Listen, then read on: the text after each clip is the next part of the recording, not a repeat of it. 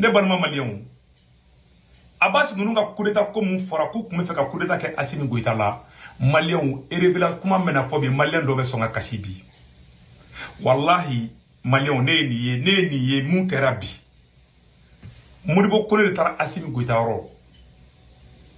ko ko malien bena siga ulade Abbas ninga coup d'état ko tiete mais u ka fere do ke fere kura mun bubulu sisan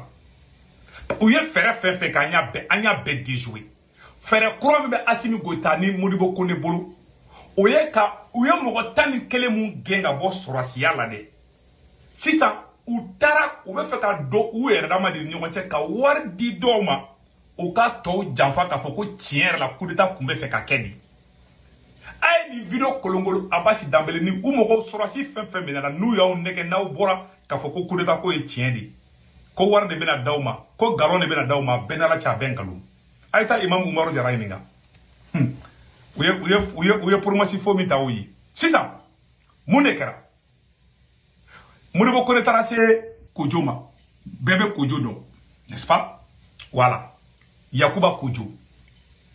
bon an y'a mɛn k'a kun gɛnna ka bɔ armée la ko capitaine Yakuba Kojo voilà ninnu bɛɛ gɛnna ka bɔ armée la sisan Modibo Kone taara se Yakuba Kojo ma ka wele ka bɔ kaso kɔnɔ parce que ni Abbas bɛɛ minɛna k'u bɛ fɛ ka coup d'état kɛ prévu tɛ yen sisan u y'a essayer k'u bɛ taa don sɔrɔsi denmisɛnninw na malien Segu Tunkara bɔra ka malien na sɔmi n'a ye sɔrɔsi fɛn fɛn bɔlen k'a fɔ ko coup d'état ko ye tiɲɛ de dɔrɔn o ye wari de d'o tigi ma n'a ye mɔgɔ bɔlen k'a fɔ ko Abbas ka coup d'état ko de ale ye témoin dɛ Modibo Kone bɛ ka mɔgɔ de ɲini u bɛ se ka prévu sɔrɔ cogo parce que hali bi prévu t'u bolo sisan u taara se Yakuba Kojo de ma comme o yɛrɛ minɛlen b'u bolo k'o bɛ fɛ ka coup d'état k'u la u bɛ fɛ ka don u mɔgɔ 11 u maa 11 mun gɛnna ka bɔ sɔrɔsiya la k'u bɛ fɛ ka coup d'état kɛ Assimi la u taara ka taga Modibo Kone nin de wele komi nin fana bɛ kaso la ko parce que k'a fana tun bɛ fɛ ka coup d'état kɛ sisan u yɛrɛ dama ni ɲɔgɔn cɛ ka siga don u la u ye plan jumɛn de kɛ u ye nin cɛ ye Modibo Kone de nin cɛ in wele Mali sécurité d'État ka nin cɛ in wele k'a f'a ɲɛna an bɛ fɛ ka na ni caméra ye k'i auditionner ka bila direct la Mali a ye kuma lamɛn dɛ Modibo Kone ye nin de wele ka 100 000 proposer a ye ko u b'a bila audition na ka juger a yɛrɛ k'a fɔ ko tiɲɛ de don ale mun minɛlen filɛ kaso la ale ni Abasi Dambele ne ma sagara ko tiɲɛ yɛrɛ la ko bɛnna kan de k'u tun bɛ fɛ ka coup d'état kɛ Assimi la parce que prévu tɛ yen bilen yarɔ prévu tɛ tɛmɛ coup d'état kɛla yɛrɛ k'a fɔ k'ale tun bɛ fɛ ka coup d'état kɛ ni mɔgɔ min minɛna k'a bɛ fɛ ka coup d'état kɛ n'o yɛrɛ bɔra k'a fɔ ko tiɲɛ de don k'ale tun bɛ fɛ ka coup d'état kɛ o ye film terminé ye bɛɛ b'a fɔ ko tiɲɛ de don u yɛrɛ da de y'a fɔ sisan u ye 100 000 de proposer nin ye ko u b'a bila direct la malien bɛɛ k'a mɛn ko Abbas ka coup d'état ko tiɲɛ de don ko nin ka bɔ ko k'u fɔ k'u bɛ 100 000 d'a ma ka tila k'a la segin ka don armée kɔnɔ ka tila k'a ka garadi d'a ma tuguni ka a ka garadi ye capitaine garadi ye ka tila k'a yɛlɛ tuguni o fana sanfɛ tuguni k'u b'a a gɛrɛ u la ka promesses ta u ye malien Modibo Kone ni kamalen wele ni kamalen ma sɔn a ko k'ale tɛ se k'o kɛ ko parce que k'olu ma coup d'état kɛ k'a tɛ se an bɛ capitaine Yakuba Kojo an b'a fo a ko non k'ale tɛ se k'o kɛ ni cɛ mun filɛ nin ye ni mun gɛnna ka bɔ armée la ka kɔrɔ dɛ n bɛ fɛ malien k'o dɔn il a été chassé depuis parce que u ye plan jumɛn de kɛ sɔrɔsi minnu delila ka minɛ coup d'état la ka kɔrɔ n'u gɛnna ka bɔ armée la ka sɔrɔ ni Assimi yɛrɛ ma na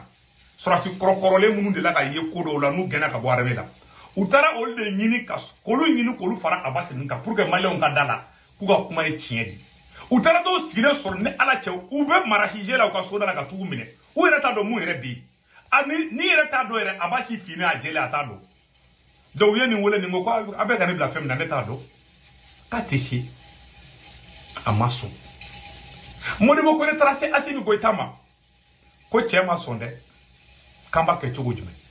parce que u ka plan tun ye mun ye sɔrɔsi 11 in na mun gɛnna ka bɔ armée la n'u ye sɔrɔsi kelen sɔrɔ k'o nɛgɛ ka wariko nata don o la parce que nata de wulu dagala janya ka wariko nata don o la sisan nɔ o ka bɔ ka fɔ vis-à-vis tiɲɛ yɛrɛ la aw ye ne ni Abasi minɛ ne ni Abasi kun bɛ et vous yɛrɛ de bɛ kuma dilan ka d'e ma e k'a fɔ cɛ ko k'ale ma sɔn Modibo Konɛ taara se Asimi Goyita ma ko problème t'a la ko cɛ ma sɔn dɛ k'an bɛna kɛ cogo jumɛn ko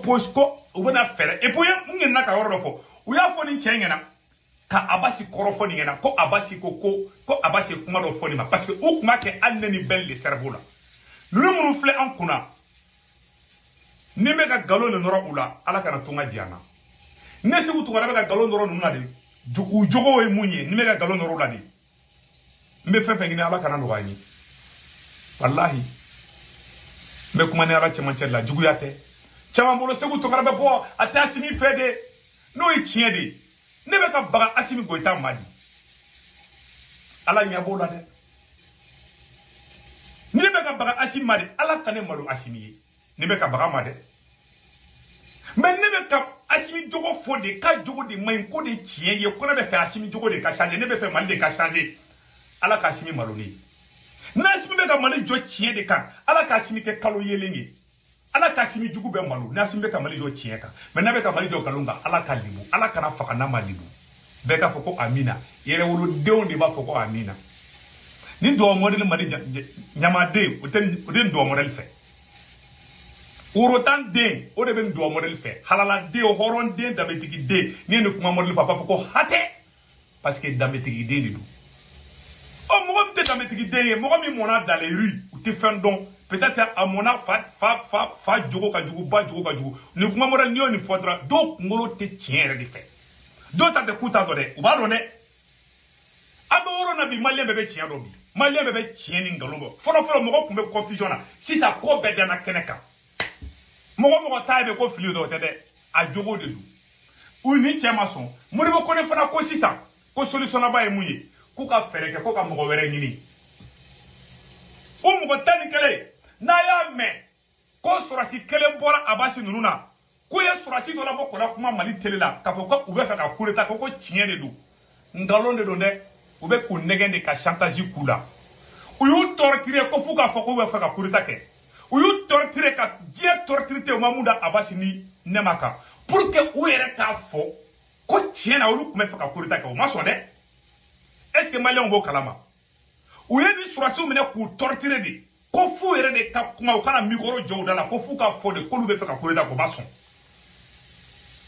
u ye torture sugu bɛɛ muɲu u bɛ sɔrɔsi denmisɛnninw bila k'u ba nɛni k'u fa nɛni k'u dɔgɔya k'u danbe bɛ bɔ u la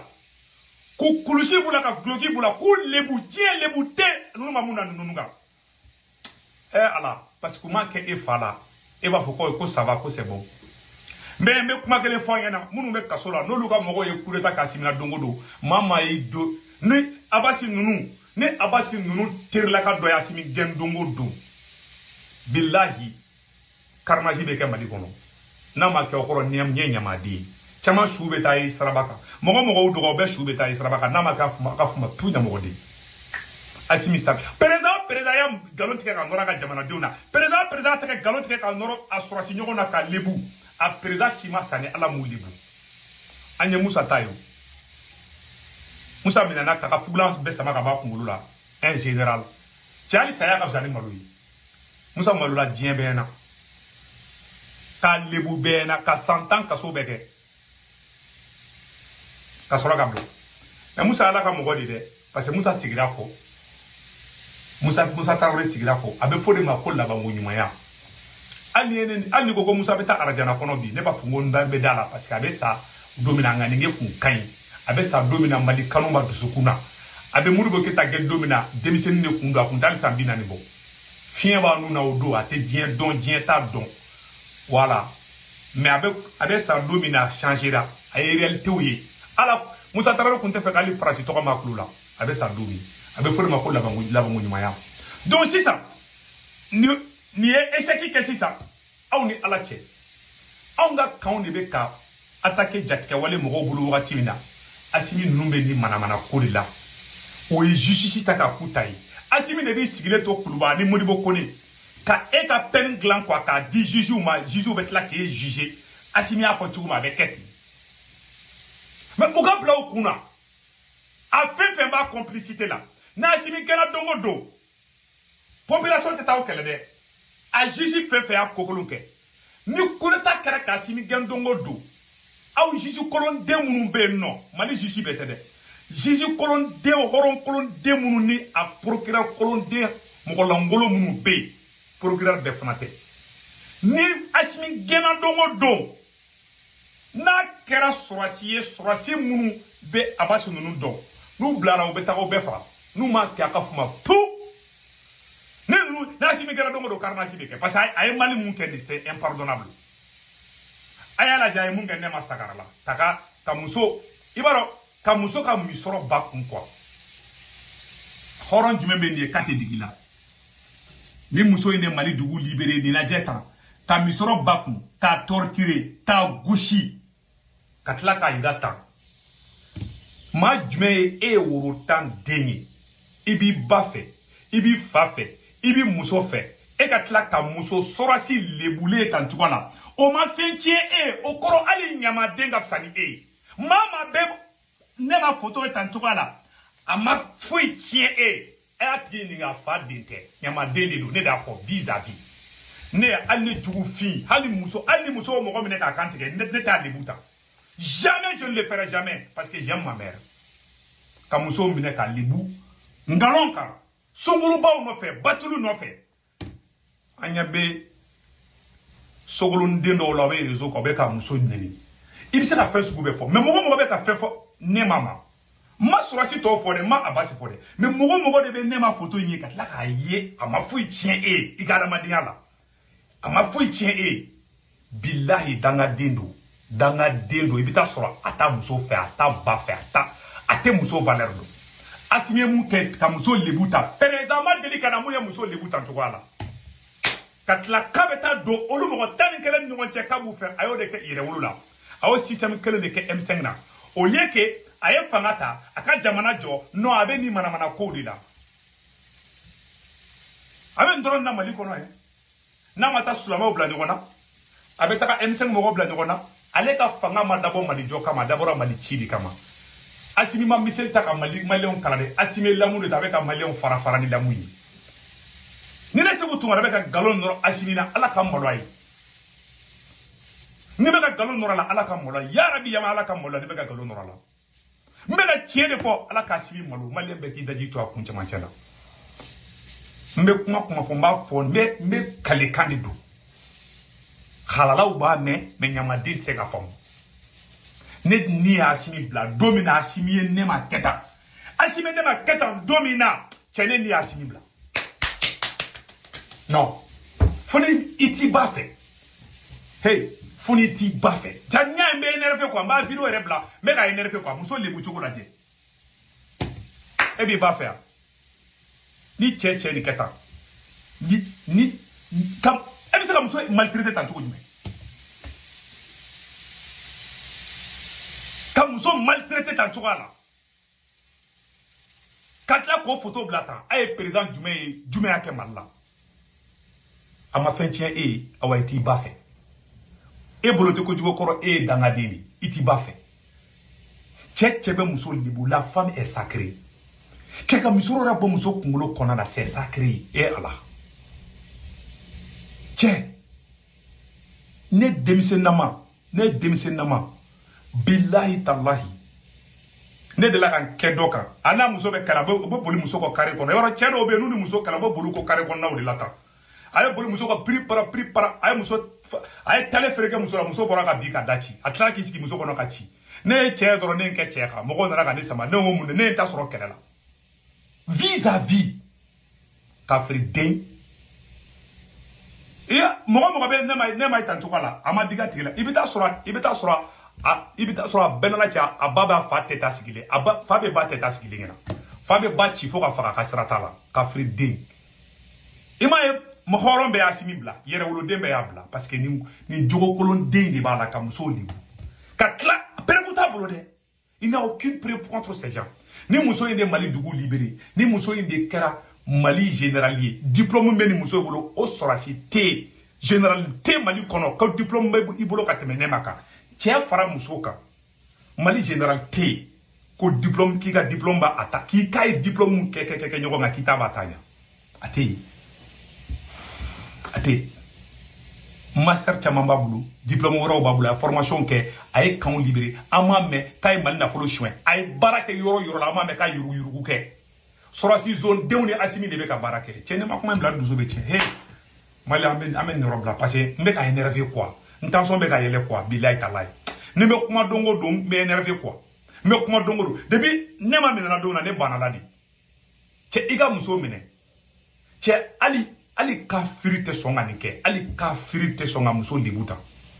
cɛ muso libu lo kɛra mɔgɔ mɔgɔ bɛ tugu a ko bɛɛ ye kelen a y'a mɔgɔ mɔgɔ la dangaden don a t'a ba fɛ n'i b'i ba fɛ i t'i muso labila ta i ye cɛ k'a kɛ ta dangaden don halala den yɛrɛ wolo den woro tan den billahi a tɛ muso libu ta il ne le fera jamais i tɛ muso libu ta an ka nin kuma bila